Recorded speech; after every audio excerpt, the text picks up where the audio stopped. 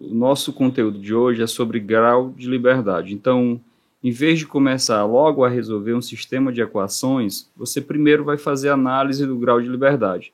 Como exemplo, eu vou colocar x mais y igual a 10, 3x menos y igual a 7. Aqui você não vai direto tentar resolver, não. O que é que você vai fazer? Você vai olhar para esse sistema de equações e vai me dizer quantas letras diferentes eu tenho. No caso, eu tenho x e y. Em todo o sistema foram usadas apenas essas duas letras. Então, eu tenho duas letras. E eu quero saber também a quantidade de equações. Bom, aqui eu tenho duas equações. Está aqui a minha primeira equação, está aqui a segunda equação. Então, eu tenho duas letras e duas equações. Como é que eu calculo o grau de liberdade? É pegar a quantidade de letras e diminuir a quantidade de equações. Então, se esse valor der zero, ou seja, o grau de liberdade for zero, é porque esse sistema é possível de resolução, tá? Vamos fazer mais um exemplo. Aqui eu tenho x mais y mais z é igual a 50. Eu tenho que 2x menos 3y mais z igual a 20. Aí eu te pergunto, quantas letras diferentes foram usadas nesse sistema de equações? Eu tenho três letras, x, y e z. E quantas equações eu tenho? Aqui está a primeira equação e aqui está a segunda equação. Então, eu tenho três letras e duas equações.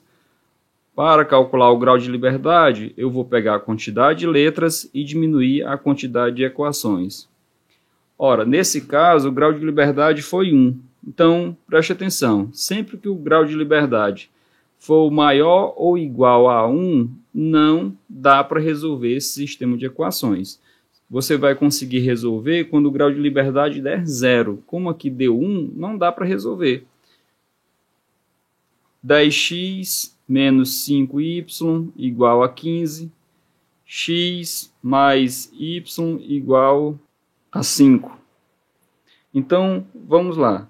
Eu tenho duas letras e eu tenho duas equações. Daqui a primeira equação, está aqui a segunda equação. Portanto, o grau de liberdade vai ser 2 menos 2, que dá 0. Ou seja, se o grau de liberdade for 0, dá para resolver esse sistema. Vamos fazer mais um exemplo. Aqui eu tenho, por exemplo, 5a mais 2b é igual a 70.